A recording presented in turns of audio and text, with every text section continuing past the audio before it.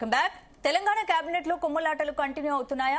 High command warning ఇచ్చినా మంత్రులు మారడం లేదా అంటే వరుసగా జరుగుతున్న పరిణామాలతో అవునని తెలుస్తోంది. మహిళా అధికారులను కొందరు మంత్రులు ఇంటికి పిలుస్తున్నారన్న వార్తలు దుమారం రేపుతున్నాయి. మంత్రులకు CM Revanth Reddy class speaker అని ఢిల్లీ పర్యటనలోనూ ఏఐసీసీ పెద్దలు మంత్రుల వివాదంపై ముఖ్యమంత్రిని ఆరా తీశారనే టాక్ వినిపిస్తోంది.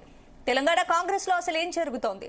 కేబినెట్ సమావేశంలో సీఎం మంత్రుల మధ్య హాట్ గా చర్చ జరిగిందా? ఇదే అంశంపై డిస్కస్ చేద్దాం. భరత్, మంత్రుల మధ్య విభేదాలపై పార్టీ హైకమాండ్ కూడా సీరియస్ గా ఉన్నట్లు తెలుస్తోంది. ఇలాంటివి జరగకుండా మరి ఎలాంటి చర్యలు తీసుకుంటారు?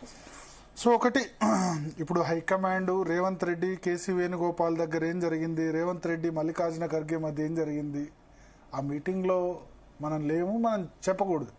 కొంతమంది రాశారు ఏంటంటే మల్లికార్జున ఖర్గే రేవంత్ రెడ్డి మీద ఆగ్రహం వ్యక్తం చేశారు. రేవంత్ రెడ్డి ఉంటే కాంగ్రెస్ గవర్నమెంట్ రాదు అని నలుగురు ఎమ్మెల్యేలతో, మహబూబ్నగర్ ఎమ్మెల్యేలతో అన్నారు. అట్లా అంటారా? జాతీయ పార్టీ అధ్యక్షుడు ఉండి ఎమ్మెల్యేలతో మీ రాష్ట్రంలో కాంగ్రెస్ పార్టీ అధికారంలోకి రాదని అంటారా? అని స్పెక్యులేషన్స్. కానీ రాష్ట్ర మంత్రివర్గ సమావేశంలో ఏం జరిగింది అంటే అది బయటకు వచ్చే అవకాశం ఉంది. ఎందుకంటే ముఖ్యమంత్రి 15 మంది మంత్రులు, 16 మందిలో ఎవరో ఒకళ్ళు చెప్తారు. సో మల్లికార్జున ఖర్గే నలుగురు 5 ఎమ్మెల్యేలతో రాష్ట్రంలో రేవంత్ రెడ్డి హయాంలో పరిస్థితి బాగాలేదు అని ఉంటే రేవంత్ రెడ్డి పిలిచి చెప్తారు. అంతే తప్ప ఆ ఎమ్మెల్యేలకు మీ రాష్ట్రంలో తెలంగాణలో కాంగ్రెస్ అధికారంలోకి రావడం కల్లా ఇట్లా జాతీయ పార్టీ అధ్యక్షుడు చెప్పడు కదా. సో తర్వాత నిన్న కేసీ వేణుగోపాల్తో రేవంత్ రెడ్డికి మీటింగ్ అయింది. ఆ మీటింగ్ లో కూడా ఏం జరుగుతుందని మనం చెప్పలేం కదా. ఆయన కాలు మీద కాలేసుకొని కూర్చున్నారు కేసీ వేణుగోపాల్. ఆ ఫోటో బయటికి రిలీజ్ చేసేసరికి ఢిల్లీ దర్బార్లో ఈయన కాలు మీద కాలేసుకొని కూర్చున్నాడు, రేవంత్ రెడ్డి ఏమో మామూలుగా కూర్చున్నాడు అని అదొకటి. కాంగ్రెస్ లో ఫార్చునేట్లీ ఆర్ అన్ఫార్చునేట్లీ ఈ హైకమాండ్ కల్చర్ అని ఉంటుంది. ముఖ్యమంత్రి ఎంత పవర్ఫుల్ అయినా సరే హైకమాండ్ వచ్చేసరికి ఆయన్ను ఏం చేస్తుందంటే వాళ్ళ ముందు రాష్ట్రంలో పులైనా సరే హైకమాండ్ దగ్గర పిల్లి కావాల్సిందే, ఆ విధంగా చేస్తారు. Revanth Reddy first term chief minister, Congress పార్టీలో సీనియారిటీ తక్కువ. అమరీందర్ సింగ్ పంజాబ్ ముఖ్యమంత్రి, పటియాలా రాజా ఆఫ్ పటియాలకు రాజకుమారుడు ఆయన పటియాలాలో మీరు ఆయన నివాసంలో పైనుంచి కిందికి దిగుతూ వస్తుంటే రాజాతి రాజమార్తాండ తేజ అని నిజంగా ఈ కాలంలో కూడా నేను ఆయన నివాసానికి వెళ్ళాను. పంజాబ్ ఎలక్షన్స్ 2017లో వెళ్ళినప్పుడు, 2017లో జరిగినప్పుడు పైనుంచి మిద్దె మించి ఆయన వస్తే గనక పటియాలా రాజు అంటే మన హైదరాబాద్ సంస్థానం నిజాం ఎట్లానో, హైదరాబాద్ సంస్థానం నిజాం కదా రాజు, మైసూర్ సంస్థానం మైసూరు వాళ్ళు ఉన్నారు కదా పాలకులు ఎట్లానో, శ్రీకంఠ దత్తరాజ వడియారు ఉన్నారో, సరే పటియాలా రాజు ఆయన వస్తే గనక పైనుంచి కిందికి వచ్చేటప్పుడు రాజాదిరాజ రాజమార్తాండేజ అని చెప్పి పిలుస్తారు రాజు. ఆయన పంజాబ్ రాజధాని చండీగఢ్ అయితే చండీగఢ్లో ఉండడు, ఆయన పటియాలా నుంచే పాలిస్తాడు. సేమ్ మన కేసీఆర్ ఎట్లా అయితే ఇక్కడ ఫామ్ హౌస్ నుంచి పాలన అంటారో అక్కడ ఆయన ఫామ్ హౌస్ పటియాలా పంజాబ్ లో. అటువంటి పవర్ఫుల్ చీఫ్ మినిస్టర్ అప్పటికే 3 సార్లు ముఖ్యమంత్రి అమరీందర్ సింగ్, ఆయన ఏజ్ 75. ఆయన్నే రాహుల్ గాంధీ నచ్చగా తీసేశారు. తీసేస్తే నవజోత్ సింగ్ సిద్ధుకు ఆయనకు పంచాయతీ పెట్టి తీసేసి మధ్యలో చరణ్జిత్ సింగ్ చెన్నీని ముఖ్యమంత్రి చేసి లాస్ట్కి ఆమ్ ఆద్మీ పార్టీకి 117 సీట్లకు 93 సీట్లు వచ్చేలా బంగారుపల్లెంలో ఆమ్ ఆద్మీ పార్టీకి పెట్టారు. సో హైకమాండ్ అట్లా ఉంటుంది అన్నట్టు. ఇప్పుడు రేవంత్ రెడ్డి మీద దగ్గర కేసీ వేణుగోపాల్ కాళ్ళ మీద, K C Venugopal Congress party national general secretary, వాళ్ళే ఆయనే ఆ విధంగా బిహేవ్ చేస్తే ఇంకా రాహుల్ గాంధీ మల్లికార్జున ఖర్గే ఏ విధంగా బిహేవ్ చేస్తారు, సోనియా గాంధీ ఎట్లా బిహేవ్ చేస్తారు అన్నది ఆలోచించలేదు.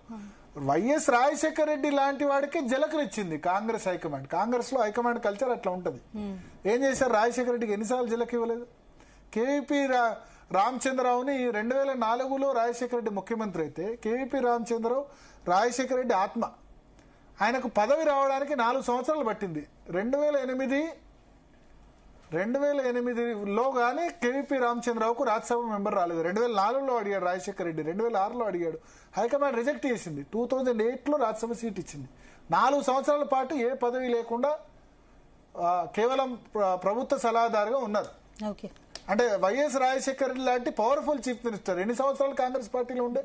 1983లో పిసిసి అధ్యక్షుడు, 1985లో రాజశేఖర రెడ్డి పిసిసి అధ్యక్షుడు, 1978లో ఎమ్మెల్యే. 26 సంవత్సరాలు ఫైట్ చేసిన తర్వాత 1978లో ఎమ్మెల్యే అయితే 26 సంవత్సరాలు ప్రతిపక్షంలో పోరాడితే రాజశేఖర రెడ్డి ముఖ్యమంత్రి అయినాడు. అటువంటి ముఖ్యమంత్రికి హైకమాండ్ చుక్కలు చూపించింది. సరే ఓకే, ఎంత పాపులారిటీ ఆయనకి ఇష్టం లేకుండా డి శ్రీనివాసన్ మళ్ళీ రెండోసారి పిసిసి చీఫ్ చేశారు సోనియా గాంధీ. సో హైకమాండ్ సంబంధించి కల్చర్ ఆ విధంగా ఉంటుంది కాంగ్రెస్ పార్టీ. మాట్లాడదాం. మనతో పాటు చామల కిరణ్ కుమార్ రెడ్డి గారు, భువనగిరి ఎంపీ, ప్రస్తుతం ఫోన్ లైన్ లో సిద్ధంగా ఉన్నారు. చామల గారు, ఇవాళ మీరు కంప్లైంట్ ఇచ్చారా? పోలీస్ కంప్లైంట్ ఇచ్చారా? ఇచ్చామండి. అదే దండుపాలెం ముఠా అని మంత్రుల్ని హరీష్ రావు అభివర్ణించడాన్ని పోలీస్ కంప్లైంట్ ఇచ్చారు. ఎందుకు ఈ మంత్రుల మధ్య లేదా ఎమ్మెల్యేల మధ్య ఎందుకు ఇంత ఫైటింగ్ జరుగుతుంది, ముఖ్యమంత్రి వర్సెస్ మంత్రి అన్న విధంగా? నేను మా మంత్రుల్ని దండుపాల్యం అన్నందుకు కంప్లైంట్ కంటే దొంగతనం చేసినోడు మనం పట్టించుకోకపోతే వాడే వేరే వాళ్ళని దొంగతనం చేసిరని చెప్పే ప్రయత్నం చేస్తున్నారు బీజేపీ అని చెప్పే విషయంలో నేను ఈ రోజు కంప్లైంట్ ఇచ్చిన. ఎందుకంటే కవిత గారు ఓపెన్ గా ప్రెస్ మీట్ పెట్టి మరి మా హయాంలో మా బావగారైనటువంటి హరీష్ రావు, మా కజిన్ అయినటువంటి సంతోష్ రావు పదవి దుర్వినియోగం చేసిదని, మా హయాంలో వాళ్ళు సంపాదించి బినామీ ఆస్తులలో పెట్టుబడులు పెట్టిరని, కాళేశ్వరం ప్రాజెక్ట్ లో ఇరిగేషన్ శాఖ మంత్రిగా హరీష్ రావు గారు ఉండి హరీష్ రావు గారు దోపిడీ చేసిండని మా తండ్రి గారికి అనుమానం వచ్చి మొదట్లో మంత్రి పదవి ఇవ్వలేదని రెండోసారి గెలిచినప్పుడు ఇవన్నీ ఆమె ఓపెన్ గా కామెంట్ చేసింది. కాబట్టి బిఎన్ఎన్ఎస్ యాక్ట్ 2023 యాక్ట్ ప్రకారము వాళ్ళ మీద యాక్షన్ తీసుకోవాలని చెప్పి కంప్లైంట్. మరి అదే రోజు ఎందుకు ఇవ్వలేదు ఆమెకి చేసిన కామెంట్ చేసిన రోజు? అందుకే చెప్పిన దొంగతనం చేసి పట్టించుకోలేదు కదా అని వేరే వాళ్ళని దొంగలుగా చెప్పి వాళ్ళు మొత్తమే వాళ్ళ ఇంట్లో పెట్టినటువంటి ఆరోపణలు ఎదుర్కోవాల్సిన అవసరం ఉంది అన్న ఆలోచన కూడా లేకుండా మా మంత్రుల్ని దండుపాల్యం అని చెప్పి, అసలు దండుపాల్యం ఎవరండి? మిగులు రాష్ట్రంగా ఉన్న రాష్ట్రాన్ని కుక్కలు చెప్పిన ఇస్తారాకు చేసింది వాళ్ళు. 2 సంవత్సరాలలోనే 10 సంవత్సరాలలో 8 లక్షల కోట్లు అప్పుల పాలు చేసినటువంటి వాళ్ళు 2 సంవత్సరాలలో అప్పుల రాష్ట్రాన్ని మా చేతిలో పెట్టి గడ్డు కాలంలో మేము మా రాష్ట్రాన్ని నడిపించే ప్రయత్నం, రాష్ట్రంలో సంక్షేమ పథకాలు అమలు చేసే ప్రయత్నం చేస్తున్న మా మీద మళ్ళీ అధికార కాంక్షతోటి తప్పుడు ప్రచారం చేసుకుంటూ మళ్ళీ అధికారంలోకి రావాలనుకుంటున్నారు కాబట్టి ఈ రోజు ఈ పని చేసినాం. ఇది జూబ్లీస్ ఎన్నికలు జరుగుతున్నాయి కాబట్టి వాళ్ళిద్దరు బాబామర్దులు ఈ రోజు హైదరాబాద్ సిటీలో తిరుక్కుంటా వాళ్ళకేదో వాక్చాతుర్యం ఉంది కదా అని చెప్పి ప్రజలు ఏది పడితే అది నమ్ముతారని. అంటే ఇప్పుడు రెండు విషయాలు ఇక్కడ. కొండా సురేఖ డాటర్ చేసిన కామెంట్స్, దాన్ని ఆధారంగా చేసుకుని బీఆర్ఎస్ వాళ్ళు ఆరోపిస్తున్నారు. సెటిల్మెంట్, గన్ చూపించారు, ఇవన్నీ ఆమె చెప్పారు కదా, లేకపోతే ఎవరు తెలిసేది కాదు. నేను ఒకటే చెప్తున్నా, కొండా సురేఖ డాటరు ఎవరో తెలుస్తారు. ఆమెకి ఏం అధికారం ఉందో, ఆమె కాంగ్రెస్ పార్టీ సభ్యత్వం లేదు, ఏం లేదు. ఆమె ఏదో ఆవేశంగా రాత్రిపూట సగం తెలిసో తెలియకనో వచ్చి మాట్లాడింది. ఎందుకంటే ఆ సందర్భంలో ఆమెకు అర్థం కాలే ఏమైతుందో. మరి రాత్రిపూట మహిళా మంత్రి ఇంటికి ఎందుకు పోలీసులు పంపారు అప్పుడు, టాస్క్ ఫోర్స్ పోలీసులు? దాని మీద మీరంతా మన ఇద్దరం మాట్లాడుకోనో ఇంకెవరు మాట్లాడే ముందు ఆల్రెడీ దాని మీద కొండా సురేఖ గారి భర్త కొండా మురళి గారు క్లియర్ గా తెల్లారి స్టేట్మెంట్ ఇచ్చిండు. ఆయన పొలిటికల్ అవగాహన ఉండు, గతంలో ఎమ్మెల్సీ చేసిండు, ఆమె మంత్రి చేస్తుంది. ఇప్పుడు వాళ్ళ డాటర్ వచ్చింది, దాన్ని పట్టుకొని వీళ్ళు ఏలాడుతున్నారు. ఈ రోజు మరి ఏ పదవి లేని కొండా సురేఖ గారి కూతురు మాట్లాడితే ఇంత రాద్ధాంతం చేస్తుంటే, అన్ని పదవులు ఎమ్మెల్సీ, లోక్సభ, జాగృతి అధ్యక్షురాలు, కుటుంబంలో సభ్యురాలు, ఆమె చేసిన ఆరోపణలు ఏమైనాయి మరే? ఈ రోజు తెలంగాణ సమాజానికి అడుగుదా. మనతో పాటు కొప్పుల ఈశ్వర్ గారు లైన్ లో ఉన్నారు, మాజీ మంత్రి. వాళ్ళ సెక్రటరీ కాదు, ఒక కొండ సురేఖ కూతురు మాట్లాడిన విషయాన్ని వీళ్ళందరూ కూడా దీన్ని పెద్ద రాద్ధాంతం చేస్తున్నారు. సబ్జెక్ట్ ఆమెకు లేదు, ఆమెకు తెలుసో సగం తెలియకుండా మాట్లాడి ఉంటది. వాళ్ళ తల్లి గారు వచ్చి రేవంత్ రెడ్డి గారిని కలిసి క్షమాపణ కోరిరు. అంతకు ముందే వాళ్ళ హస్బెండ్ కొండా మురళి గారు దాని మీద వివరణ ఇచ్చిర్రు. ఇంకా జూబ్లీస్ ఎన్నికలు నడుస్తున్నాయి కదా, మనం పబ్బం గడుపుకుందాము వేరే వాళ్ళ రాజకీయ పార్టీలలో ఇంత అంతర్గత సమస్యల మీద నా పిచ్చి ఆలోచన ఎందుకు వస్తుంది వీళ్ళకు? కన్స్ట్రక్టివ్ లైన్ లో పొమ్మని చెప్పండి. ఇవాళ ఊర్లలో పత్తి రైతులు పత్తి కొనక ఇబ్బందులలో ఒడ్లు కొనకుండా తడిసిపోయి మొత్తం ఒడ్లు ఎక్కడ రైస్ మిల్లర్లు అందుకోలేని పరిస్థితులు, వీళ్ళ హయాంలో దండుకొని రైస్ మిల్లర్లు ఎంత అన్యాయం చేసిరు. ఇవన్నీ మాట్లాడటానికి క్షేత్రస్థాయిలో పోయి పనిచేసుకోవాలి కానీ బై ఎన్నికలే వీళ్ళకు అసలు గతంలో వీళ్ళు టీఆర్ఎస్ పార్టీ పెట్టినప్పటి నుంచి బై ఎలక్షన్లు కలెక్షన్లు కమిషన్ల మీద బతికిన పార్టీ అండి ఇది. ఒక్కసారి సార్ సంక్షేమం మీద ఒక్కసారి కొప్పులేశ్వర్ గారు అడుగుదాం. ఒక్కసారి మీరు లైన్ లో ఉండండి సార్. కొప్పులేశ్వర్ గారు ఉన్నారు. కొప్పులేశ్వర్ గారు, కొండా సురేఖ డాక్టర్ సంగతి పక్కన పెడితే కేసీఆర్ డాక్టర్ కవిత మాట్లాడింది కదా, మరి కాళేశ్వరము అవినీతి హరీష్ రావు మీద లేకపోతే సంతోష్ మీద ఆరోపణలు చేసింది కదా, దాని పరిస్థితి ఏందని అడుగుతున్నారు చామల కిరణ్ కుమార్ రెడ్డి గారు. ఇవాళ దాని మీద కంప్లైంట్ కూడా ఇచ్చి వచ్చారు ఆయన. కిరణ్ కుమార్ రెడ్డి గారైనా రేవంత్ రెడ్డి గారైనా వీళ్ళ మంత్రివర్గంలో ఉన్నటువంటి చాలా అనుభవం ఉన్న నాయకులు వీళ్ళకు ఒక ఏంటంటే ఈ డాక్టరేట్ ఇవ్వాలి. వీళ్ళకు అబద్ధాలు చెప్పుట్లో, తర్వాత ఉన్నది లేనిదిగా చూపించట్లో వీళ్ళకు డాక్టరేట్ ఇవ్వాలి. ఎందుకంటే అందరే నిజాలు మాట్లాడడానికి ఎవరికి కూడా వాళ్ళకు మనసు రాదు, తర్వాత ధైర్యం కూడా లేదు వాళ్ళకు. ఎందుకంటే ఇప్పటిదాకా చెప్పింది నేను విన్నా కదా, కేసీఆర్ గారి హయాంలోనట మొత్తం రాష్ట్రం అంతా అధోగతి పాలైందట. మరి వీళ్ళు తెలంగాణ ఉద్యమంలో ఏంది ఇంకా రాజీనామాలు కలెక్షన్లట. అసలు ఏ మూలకు అన్నారు వీళ్ళు తెలంగాణ ఉద్యమం అన్నప్పుడు? తెలంగాణ రాష్ట్రం రావడం కోసం ఉద్యమం చేసింది ఎవరు? ప్రజలను సమీకరించింది ఎవరు? ఉద్యమాలు నడిపింది ఎవరు? తెలంగాణ వచ్చిన తర్వాత లక్షల ఎకరాలకు నీళ్లు ఇచ్చింది ఎవరు? 24 గంటల కరెంట్ ఇచ్చింది ఎవరు? సంక్షేమం చేసింది ఎవరు? నేను ఒకటి అడుగుతున్న కిరణ్ కుమార్ రెడ్డి గారిని, మీరు ఇలా అధికారంలో ఉన్నారు కదండి, హరీష్ రావు గారి మీద కావచ్చు, కేసీఆర్ గారి మీద కావచ్చు, కేటీఆర్ గారి మీద కావచ్చు, బాగా ఆరోపణలు చేసి చేసి చేసి చేసి అధికారంలోకి వచ్చింది కదా. ఇలా మీ నిర్వాహకం అంతా ప్రజలు చూస్తూనే ఉన్నారు. కమిషన్ల కొట్లాడ కాకపోతే ఏంటిది? అది మొన్నటిదాకా పేపర్లు ఏం రాసినాయి? నిన్న ఆంధ్రజ్యోతి ఏం రాసింది? మొన్న ఆంధ్రజ్యోతి ఏం రాసింది? ఈనాడు ఏం రాసింది? ఓ కొండా సురేఖ గారి అమ్మాయి గురించి ఆమెకు తెలుసో తెలియదు అంటున్నావు. అంత గొప్పగా చదువుకున్నటువంటి ఒక ఆడపడుచుని పట్టుకొని ఆమె వింటుంది మీరు మాట్లాడే మాటలు. ఏం అమాయకురాలు కాదు, వట్టిగానే తెలిసి తెలియక మాట్లాడలేదు. ఇవన్నీ కూడా బుకాయించడానికి అబద్దాలు ఇంకా చెప్పి ఆశకొత్తలేదా మీకు? అబద్దాలు చెప్పినందుకు ఇలా 6 గ్యారంటీలు కూడా అమలు చేసినామని చెప్తారు ఈ పెద్దోళ్ళు. ఇంకేమున్నాయండి? అన్ని చేసి దండుపాలెం ముఠ అన్నప్పుడు దండుపాలెం మూటకు ఖచ్చితమైనటువంటి అర్థం ఎవరికి వస్తుందంటే ఇప్పుడున్నటువంటి కేబినెట్ కే వస్తుంది, ముఖ్యమంత్రి గారితో పాటు ఈ మంత్రులందరికీ. నేను అడుగుతున్నా, మేము అధికారంలోని మీరా మేమా? అంటే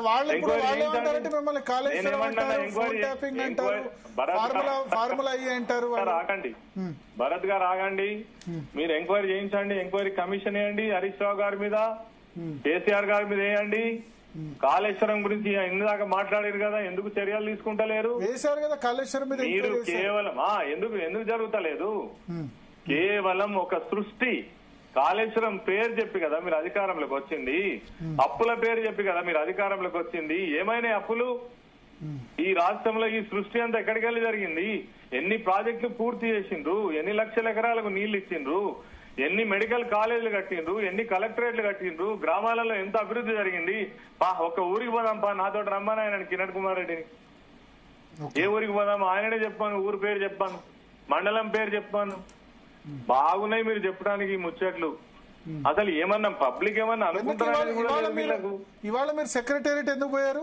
సెక్రటేరియట్ దగ్గర సెక్రటేరియట్ మా గౌరవనీయులు లక్ష్మణ్ కుమార్ గారు వారు మంత్రివర్యులు వారు చాలా పెద్ద ఘనకార్యం చేసిండట. ఈ 2 సంవత్సరాలు అంటే 22 నెలల్లో చెప్పలేనంత అభివృద్ధి చేసిండట. దానికోసం ఆయన నిరూపిస్తాడట ఆయన ఏం చేసిండో. అయ్యా ఈ రాష్ట్రంలో తట్టడి మట్టిపోయలేదా మీరు? హైదరాబాద్ నగరంలో ఏం చేసిండ్రు? ఉన్న ఇల్లు మూలగొట్టుడు తప్ప మీకు ఇల్లు కట్టుడు చేతనైందా? ఏ ఊళ్ళోనైనా ఒక రోడ్ వేసిందా? అంటే మిగులు రాష్ట్రం చేశారు, కరెంట్ ఇచ్చింది మేము, వ్యవసాయాన్ని బాగా చేసింది మేము, గురుకులాలు పెట్టింది మేము, చదువును మంచిగా చేసింది మేము, హాస్పిటల్ మంచిగా చేసింది మేము. ఏం చేసిరబ్బా మీరు? అంటే మీరు మిగులు రాష్ట్రాన్ని అప్పుల రాష్ట్రం చేశారు, గురుకులాలకి నేను అప్పుల గురించి కూడా మాట్లాడుతున్నా. 22 నెలల్లో వినండి, 22 నెలల్లో 2,43,000 కోట్లు అప్పు చేసి ఏం చేసిరు ఒక్కటి చెప్పానండి? ఒక చెరువు మధ్య చేసిండ్రా, ఒక చెక్ డ్యామ్ కట్టిండ్రా, ఒక కాలువ తవ్విండ్రా? ఏం చేసిరండి? ఏం చేస్తున్నారు? ఈ 2,43,000 కోట్ల రూపాయలు ఎవరు తిన్నారు? ఏం చేస్తున్నారు? ఒక కొత్త యూనివర్సిటీ పెట్టిండ్రా? ఏం చేసిండ్రు? గొప్ప గొప్ప మాటలు మాట్లాడుతున్నారు. ఎవరికి మాటలు రావనుకుంటారా లేదా ప్రజలు పిచ్చోళ్ళు అనుకుంటున్నారా? నేను ఇప్పటికైనా చెప్తున్నా, కవిత గారు మాట్లాడింది కదా, హరీష్ రావు గారు నిజంగా చెప్తున్నా కదా, కడిగిన ముత్యం హార్డ్ వర్కర్ ఈ ప్రజలలో ఒక మంచి నాయకుడు ఉన్నాడంటే హరీష్ రావు గారు. ఆయన కూడా బదనాం చేసే కార్యక్రమం మొదలు పెట్టింది. అయిపోయింది, అందరి పని అయిపోయింది కదా, చెయ్యగలిగినంత చేసినాం. ఇంకొక హరీష్ రావు మిగిలిండు. ఒక్క మాట కన్నా సమాధానం చెప్పానండి. కథలు కహానీలు ఎప్పుడు కాదు. చామల గారు మీరే ప్రభుత్వంలో ఉన్నారు, మీరే ఎంక్వైరీ చేసుకోవచ్చు కదా అంటారు. ఈ పోలీస్ కంప్లైంట్లు ఇవన్నీ ఎందుకు? ఆల్రెడీ కాళేశ్వరం మీద ఎంక్వైరీ పెట్టారు కదా అని అంటారు కొప్పులేశ్వర్ గారు. సరే, కొప్పులేశ్వర్ గారు చాలా సీనియర్ నాయకులు, చాలా సార్లు శాసనసభ్యులకు ఎన్నికయ్యారు. డాక్టరేట్ కంటే అబద్దాలు చెప్పడానికి ఇంకేమైనా పెద్ద బిరుదు ఉందేమో ఆయన్ని అడగండి. అది వస్తే అది ఏమన్నా ఉంటే కేసీఆర్ కి ఇవ్వాల్సిన అవసరం ఉంది. మనం అంటే మీరు ఆల్రెడీ ఎంక్వైరీ చేశారు కదా, చేస్తున్నారు కదా. భరత్ గారు మీరు ఉండండి, మీ లైన్ బంద్ చేయండి, నా లైన్ లో రానియండి. నన్ను అడుగుతున్నా, మీరు అడగండి ప్రశ్నలుగా. ఎందుకంటే మీరు అవతల వాళ్ళకి అవకాశం ఇచ్చినప్పుడు వాళ్ళు అడిగిన దానికి సమాధానం చెప్పాల్సిన అవసరం ఉంటుంది, చెప్పాల్సిన అవసరం తర్వాత సంగతి. ఎందుకంటే మీరు డిబేట్ చేయాలని మీరు పిలుస్తారు, అవతల వాళ్ళకి ఏమో ప్రశ్నలు అడిగిస్తారు. ఆ ప్రశ్నలకు మన తెలంగాణ ఈశ్వర్ గారిని కూడా అడిగాను ప్రశ్నలు, మీరు ఎన్ని కట్టారు, గురుకులాలు ఎన్ని కట్టారు? భరత్ గారు నేనేమనుకుంటున్నా, నేను తెలంగాణ ప్రజలకు నేనేం చెప్పాలనుకుంటున్నా ఆయన ఇప్పుడు డాక్టరేట్ ఇస్తానడు మాకు అబద్ధాలు చెప్పినట్టు. నేను డాక్టరేట్ కంటే పైదేమని ఉందా అని అడుగుతున్నా వారిని. నీళ్లు నిధులు నియామకాల నినాదంతో ఉద్యమాలు చేసినామంటారు కదా. ఇవాళ కేటీఆర్ ఎక్కడ వండుకుంటూ ఉద్యమం చేసినప్పుడు ఇవాళ ఉద్యమాలలో పాల్గొన్న వాళ్ళకే ఉద్యోగాలు ఇచ్చిరా వీళ్ళు? ఇవాళ నేను ముఖ్యమంత్రి కాదు, నేను ఓన్లీ కాపలా కుక్కను, నేను తెలంగాణ తెస్తా అని చెప్పి అబద్దాలు చెప్పింది ఎవరు? తెచ్చిందా లేదా? ముఖ్యమంత్రి చెప్పింది ఎవరు? తెలంగాణ తెచ్చింది మీరా కేసీఆర్ గారు? ఎవరు తెలంగాణ ప్రజలకు సున్నా ఎవరు తెచ్చారు? కేసీఆర్ గారు చెప్పారు. ఎవరు తెలంగాణ ఎవరు తెచ్చి చెప్పరాదు? ఇవి చెప్పాల్సిన అవసరం ఎవరు తెచ్చారు Telangana?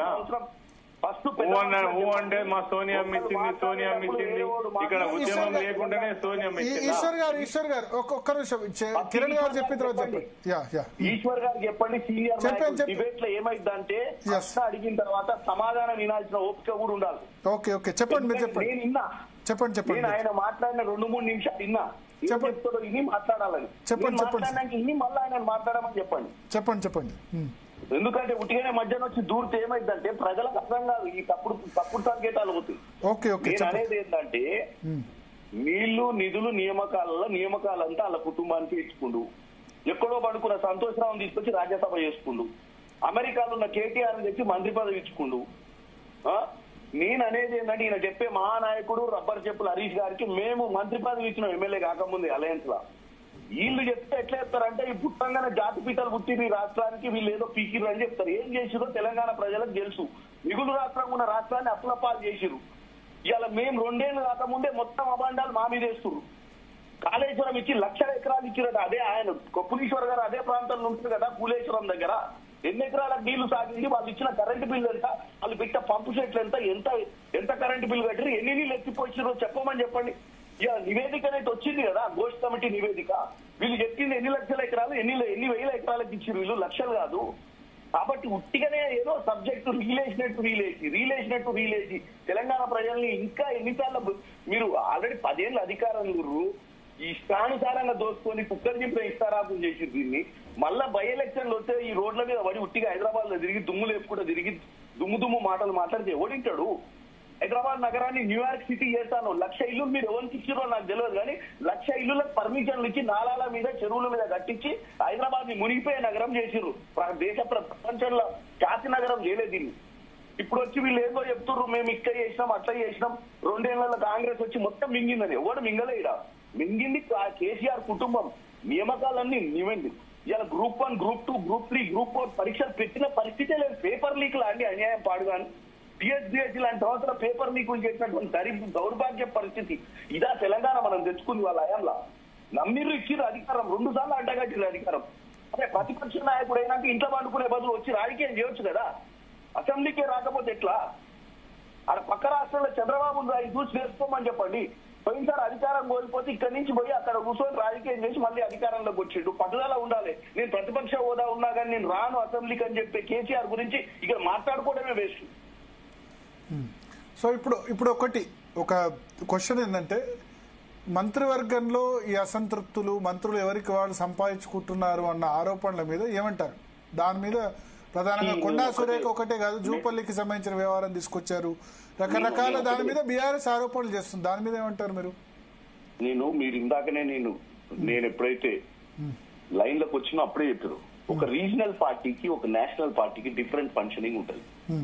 National party highly democratic ఉంటుంది. ఎవరికన్నా ఏదైనా బాధ ఉన్నప్పుడు వెళ్ళగక్కునే ప్రయత్నం చేస్తుంటారు. ఇంటర్నల్ ఇష్యూస్ ఉన్నప్పుడు, కుటుంబంలో అన్నతమ్ములు ఉన్నప్పుడు ప్రాబ్లమ్స్ ఉంటాయి.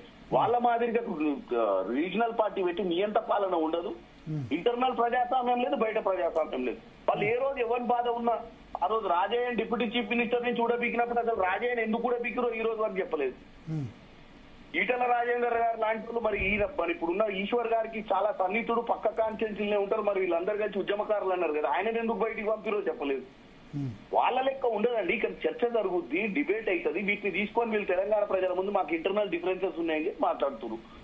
ఇలా ప్రతి విషయాన్ని భూతద్దంలో పెట్టి మాకు వాక్చాతుర్యం ఉంది కదా, మైకులు ఉన్నాయి కదా, మాకు కూడా ఒక ఆఫీస్ ఉంది కదా, ఆఫీస్ లో ప్రెస్ మీట్ పెట్టుకోనికి ఎనీ టైం అవకాశం ఉంది కదా అని చెప్పి ఇష్టానుసారంగా మాట్లాడి కాంగ్రెస్ పార్టీని బద్నాం చేయడానికి చూస్తున్నారు తప్ప కన్స్ట్రక్టివ్ గా ముందుకు పోతున్నాం. మాకున్నటువంటి పరిస్థితులు ఏందో తెలంగాణ ప్రజలకు తెలుసు. వీళ్ళు ఏ స్థాయిలో రాష్ట్రాన్ని వదిలిపెట్టిపోయారు, చేసిన అప్పులే కాకుండా బకాయిలు వీళ్ళ హయాంలో ఇలా సర్పంచులు సూసైడ్ చేసుకొని చచ్చిపోతున్నారంటే వీళ్ళ హయాంలో సర్పంచులకు అదే కొప్పులీశ్వర్ గారు అన్నిసార్లు సర్పంచ్ కూడా కదా, ఎమ్మెల్యే కూడా కదా, వాళ్ళ హయాంలో వాళ్ళ కాలనీ వాళ్ళ ఏరియాలో ఉన్నటువంటి సర్పంచ్ల బిల్లులు క్లియర్ చేసింది అడగండి. కాంట్రాక్టర్లకు 40-50 వేల బకాయిలు పెట్టిపోయారు. సివిల్ సప్లైస్ లో 80 వేల బకాయిలు పెట్టిపోయారు.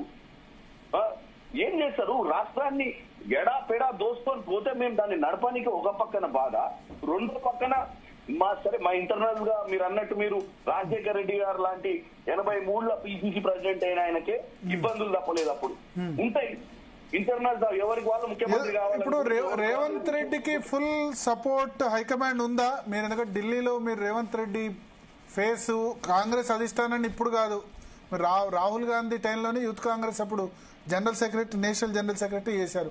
ఫ్రీ హ్యాండ్ ఇస్తోందా రేవంత్ రెడ్డికి హైకమాండ్? ఒకటి గుర్తుపెట్టుకోండి, ఇవన్నీ ప్రిడిక్షన్స్. హైకమాండ్ ఏమనుకుంటుంది, హైకమాండ్ ఏమనుకోవట్లేదని కాదు. హైకమాండ్ రేవంత్ రెడ్డి గారిని ముఖ్యమంత్రి చేయడానికి కారణం ఏంటంటే ఒక పిసిసి అధ్యక్షుడిగా సక్సెస్ఫుల్ గా పార్టీని అధికారంలోకి తీసుకొచ్చిండు. ఈ రోజు తెలంగాణలో ఎవరిని అడిగినా కాంగ్రెస్ అధికారం రావడానికి కారణం ఎవరంటే రేవంత్ రెడ్డి గారు అని చెప్తారు. రేవంత్ రెడ్డి గారు అనేట ఆయన పరీక్షల పాస్ అయ్యిండు, ఎమ్మెల్యేలు అందరు మద్దతు ఉంది. కానీ ఈ గ్రాటిట్యూడ్ మరి మంత్రులకు ఎందుకు లేదు?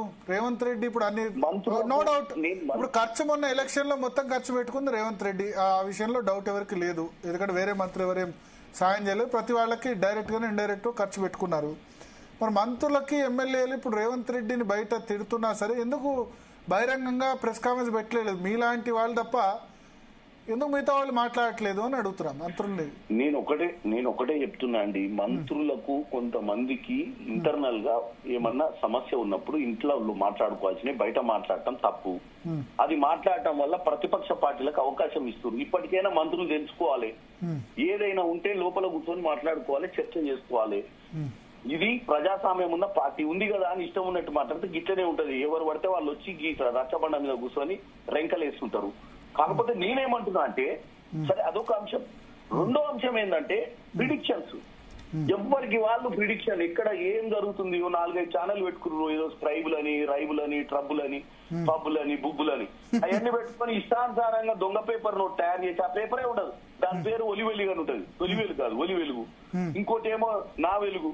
ఏందో పేపర్ మీద ప్రింట్ అవుట్ తీసి, ఈ దరిద్రం ఏంటంటే దండుకున్న పైసలన్నీ వాళ్ళు చేస్తారు. మళ్ళీ వాళ్ళు తెలుగు స్క్రైబ్ అంటే తెలంగాణ స్క్రైబ్ అని మీరు వదులుతున్నారు ఒకళ్ళ మీద వాళ్ళు. ఈశ్వర్ గారు వస్తా, ఒక 2 minutes మీ దగ్గరకు వస్తాను, ఒక్క నిమిషం. నేనేమంటున్నా అండి, ఇదంతా కూడా తెలంగాణ ప్రజలు గమనిస్తున్నారు. నేను ఇప్పటికి కూడా ఏమంటున్నా బీఆర్ఎస్ పార్టీని కన్స్ట్రక్టివ్ ఉండమని చెప్తున్నా. ఉంటే నెక్స్ట్ అధికారంలోకి మీరు రావచ్చు, నేను రావద్దు అంటలేదు. ఎందుకంటే మాకు ఇచ్చింది 5 ఏళ్ళు అధికారం ఇచ్చారు. మీరు ఇట్లా ఆవేశపడిపోయి సంవత్సరాలను దిగిపోమని, 6 నెలలను దిగిపోమని, 10 రోజులలో దిగిపోమని ఆవేశపడకుండా డెమోక్రటిక్ ప్రాసెస్ లా కన్స్ట్రక్టివ్ పోండి.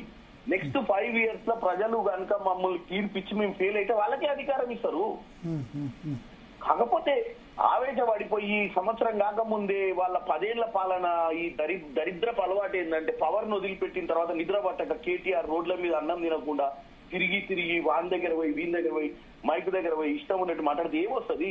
నీకు ముఖ్యమంత్రి కావాలంటే మీ నాయన ఉన్నప్పుడు కావాల్సింది ఉండే. ఇప్పుడు మీ ఇప్పుడే కొప్పులీశ్వర్ గారు చెప్తున్నారు మా నాయకుడు ఓన్లీ హరీష్ రావు, అంత మా నాయకుడు ఎవరు లేడని. వాళ్ళ దాంట్లో నా 4-5 చీలికలు ఉన్నాయి.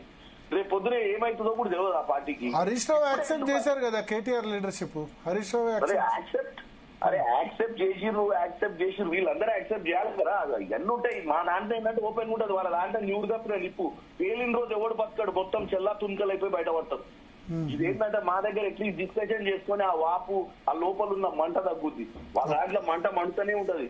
ఆ మంట మండి కదా. ఇప్పుడు ఒక ఆమె బయటకు వచ్చి ఇష్టానుసారంగా మాట్లాడుతుంది. ఆమె మాట్లాడిన దాన్ని మా నాయకులు ఎవరు సమాధానం ఇస్తలేరు. బీఆర్ఎస్ నాయకులు నేను నా కౌంటర్ కి వాళ్ళకి మీరు అడిగిన దానికి నేను ఆల్రెడీ కౌంటర్ ఇచ్చినప్పుడు ఈశ్వర్ గారు ప్రధానంగా కవిత ఇష్యూను ఫోకస్ చేస్తున్నారు వాళ్ళు. ఇప్పుడు ఇవాళ కంప్లైంట్ ఇచ్చారు 3 ఎంపీలు ఎమ్మెల్సీలు వాళ్ళంతా పోయి.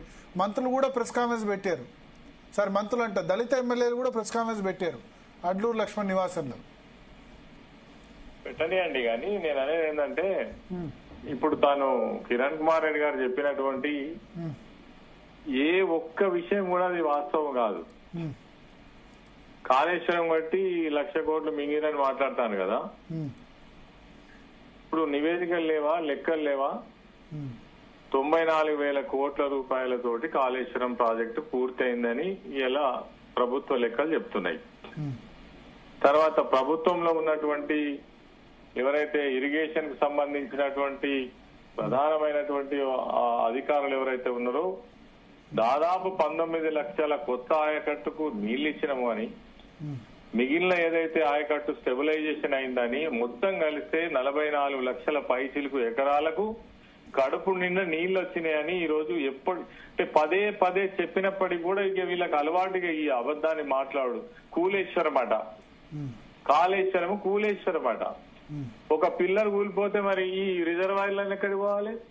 ఈ టన్నల్స్ అన్ని ఎక్కడికి పోవాలి? ఈ కాలువలన్నీ ఎక్కడికి పోవాలి? ఈ పంప్ హౌస్లన్నీ ఎక్కడికి పోవాలి? ఈ సబ్ స్టేషన్లన్నీ ఎక్కడికి పోవాలి? ఈ ల్యాండ్ కి ఇచ్చినటువంటి ల్యాండ్ ఎక్స్చేంజ్ డబ్బులన్నీ ఎక్కడికి పోవాలి? అరే ఏది పడుతుంది మాట్లాడతారా అండి? వాస్తవాలను ఎవరన్నా బీనెట్ వాళ్ళు కూడా నమ్మేటట్టు ఉండాలి. కాళేశ్వరం అనేటువంటిది ఇప్పటికీ చెప్తున్నాం ప్రపంచంలోనే ఒక బ్రహ్మాండమైనటువంటి లిఫ్ట్ ఇరిగేషన్ ప్రాజెక్టు. గోదావరిలో నీళ్లు తప్ప ఈ తెలంగాణ రాష్ట్రానికి వేరే మార్గం లేదు. దానికోసం కరెంట్ బిల్ గురించి మాట్లాడుతున్నారు. మరి దేనికి పైసలు ఖర్చు పెడతారు? నీళ్లు లేని దగ్గర నీళ్లు తీసుకొచ్చి రైతులకు ఇవ్వడానికి తాగునీళ్లకైనా దానికోసమే డబ్బులు ఖర్చు పెట్టారు. తెలియకపోతే తెలుసుకోవాలి. మరి దేనికి ఖర్చు పెట్టాలి? వాళ్ళు అధికారంలో 50 సంవత్సరాలు 60 సంవత్సరాలు అన్నారు. ఎందుకు కరెంటు వ్యవసాయం జరిగింది? ఎందుకు బోర్ల మీద ఆధారపడ్డారు? ఇవాళ బావుల మీద ఆధారపడే పరిస్థితి తెలంగాణ ఉన్నదా? ఉద్యోగాల గురించి మాట్లాడితే గదే ఎద్దేవా చేసే మాటలు. ఎవరికి వచ్చినాయండి ఉద్యోగాలు? వాళ్ళ కుటుంబానికి వచ్చినాయి ఉద్యోగాలు మాట్లాడతారు. ఉద్యోగాలు రాలేదా? లెక్కలు లేవా? 2,22,000 ఉద్యోగాలు వివిధ డిపార్ట్మెంట్ లో ఇచ్చినటువంటి రికార్డ్స్ ఉన్నాయి. మీరు వచ్చినాక సంవత్సరం తిరగక ముందే మీరు 2 లక్షల ఉద్యోగాలు ఎటువాయ మరి ఎందుకు అయిపోతుంది? నోటిఫికేషన్లు ఎందుకు ఇస్తలేరు? ఇప్పుడు కరప్షన్ గురించి మీరు మాట్లాడితే వాళ్ళు ఒకటే చెప్తున్నారు సార్, అంతకు ముందు టిఆర్ఎస్ నేతల ఆస్తులన్నీ ఇప్పుడెన్ని ఆస్తులన్నీ, నేనేమంటన్నా వాటన్నిటి మీద వాళ్ళ అధికారంలో ఉన్నారు, వాళ్ళ చేతుల్నే పవర్ ఉంది. వాటన్నిటిని కూడా మీరు చేయొచ్చు కదా. ఉట్టిగానే మాటలు మాట్లాడేందుకు ఇప్పుడు 2 ఏళ్ళు గడిచింది కదా, ఎందుకు తీస్తలేరు? ఎందుకు నోటీసులు ఇస్తలేరు? చేయండి, ఎవరద్దంటారు? ఏ ప్రకారంగా ఆస్తులు వచ్చినా చేయండి, కానీ గాలికి మాటలు మాట్లాడదు. ఇంకా చాలా మాటలు మాట్లాడారు. వాటన్ని కూడా నేను సమాధానం చెప్పవలసిన అవసరం ఉంది. తెలంగాణ అధోగతి అసలు తెలంగాణ మీరు వచ్చినాక కదా అధోగతి పాలైంది. నిన్నటిదాకా యూరియా దొరికిందా? మేమున్న 10 సంవత్సరాలలో యూరియా కోసం ఎవరైనా ఎదురు చూసిండ్రా? కరెంటు కోతలున్నాయా? నీళ్ల కోసం ఎదురు చూసిండ్రా ఎవరన్నా? మీరు నిన్న ఏసంగి పంటకు సంబంధించినటువంటి 1300 కోట్ల రూపాయలు ఇప్పటి వరకు బోనస్ ఎందుకు ఇవ్వలేదు? ఇప్పుడు మళ్ళా కొనుగోలు కేంద్రాలు ప్రారంభమైనాయి. ఇప్పుడు మళ్ళా సన్నవాట్లే ఎక్కువ వస్తాయి. మరి ఇవి అవి ఇయ్యరు. రుణమాఫీ మొత్తం చేసిందన్నారు కదా, చేసిండ్రా? గొప్పలు చెప్పుకుంటా మీరు సంబరాలు చేసుకున్నారు కదా. 2000 పెన్షన్ 4000 చేసిండ్రా? అప్పుడేమో ఓన్లీ డిసెంబర్ 9వ తారీఖే కదా మీరు పెట్టింది. రికార్డులు లేవా? మీ ముఖ్యమంత్రి గారు మాట్లాడినాయి. ముసలిల పెన్షన్ 4000 అయిందా? వికలాంగుల పెన్షన్ 6000 అయిందా? కళ్యాణ లక్ష్మి తులం బంగారం ఇచ్చిండ్రా? ఆడలకు ఇచ్చేటువంటి 2500 రూపాయలు ఇచ్చిండ్రా? చాలా గొప్పలు చెప్తున్నారు ఏందండి? అసలు ఈ రాష్ట్రం నేను చెప్తున్నా కదా, వీళ్ళు పోయినాక కూడా మళ్ళా 10-15 సంవత్సరాలకు కూడా మనం ఇది సర్దుకోలేని పరిస్థితి వస్తుంది. అంత అస్తవ్యస్తమైన పరిపాలన జరుగుతున్నది రాష్ట్రంలో. వాళ్ళకి అర్థమైతే లేదు, మొత్తం దోసుక తింటున్నారు. ఒక మాటకు సమాధానం చెప్పండి. ఊర్లలో వర్క్స్ ఎందుకు జరుగుతలేవు? కాంట్రాక్టర్లు ఎందుకు ముందుకు వస్తలేరు? బిల్లులు తీసుకోవడానికి, టోకన్లు క్లియర్ చేయడానికి 15%. ఇంత దుర్మార్గం ఈ భారతదేశంలో ఏ రాష్ట్రంలో ఉంటుందా? బహిరంగంగా చర్చించుకుంటున్నారు. ఒక్కొక్కరు టార్గెట్లట వీళ్లకు. ఒక్కొక్క మంత్రి 50,000 కోట్లు సంపాదించాలి, 1,00,000 కోట్లు సంపాదించాలి, 10,000 కోట్లు టార్గెట్ పెట్టుకొని పనిచేస్తున్నారు. ఇది మేం మాట్లాడే మాటలు కాదు, ప్రజలు మాట్లాడుకుంటున్నారు మీ గురించి. ఇంకా మేము చాలా గొప్పగా చేస్తున్నాము, మేమే నాశనం చేసినామంట. ఏం నాశనం చేసినా నేను ఇప్పుడు కూడా అన్నా కదా, ఇదివరకు మా నాయకులు కూడా చెప్పిండ్రు. మీరు ఏ ఊర్లో, ఏ మండలంలో, ఏ జిల్లాలో మీరు కోరుకున్న జిల్లా ప్రజల ముందుకు పోయి నిలబడదాం పాట ఏం చెప్తారో వాళ్ళు. ఓకే శ్యామల గారు, థ్యాంక్ యూ సార్. ఉండండి ఈశ్వర్ గారు, ఒక్క నిమిషం లైన్ లో ఉండండి. శ్యామల గారు చెప్పండి. విన్నారు కదా మీరు చెప్పిన వాటన్నిటి కూడా ఆయన చెప్తున్నారు. ఒకటి ఎంక్వైరీ అల్టిమేట్ గా ఏంటంటే ప్రభుత్వంలో మీరు ఉన్నారు, ఎంక్వైరీ చేసుకోవచ్చు. అందుకే కదా ఈరోజు కంప్లైంట్ కూడా ఇచ్చింది నేను. అంటే డైరెక్ట్ ఇప్పుడు సిబిఐ ఎంక్వైరీ ఎందుకు? కాళేశ్వరం ప్రాజెక్ట్ విషయంలో ఈశ్వర్ గారు మంచి నాయకుడు, మంచి దళిత నాయకుడు. ఆయన ఉద్యమంలో పార్టిసిపేట్ చేసిండు. వాళ్ళు ఏంటంటే వాళ్ళకి ఏం ఇంటెన్షన్స్, వీళ్ళందరూ కూడా రియల్ టీఆర్ఎస్ నాయకులు వీళ్ళంతా. తర్వాత వచ్చిన డూప్లికేట్ టీఆర్ఎస్ నాయకులు కుటుంబ సభ్యులతోటే ఆ పార్టీ ఆగమైపోయింది.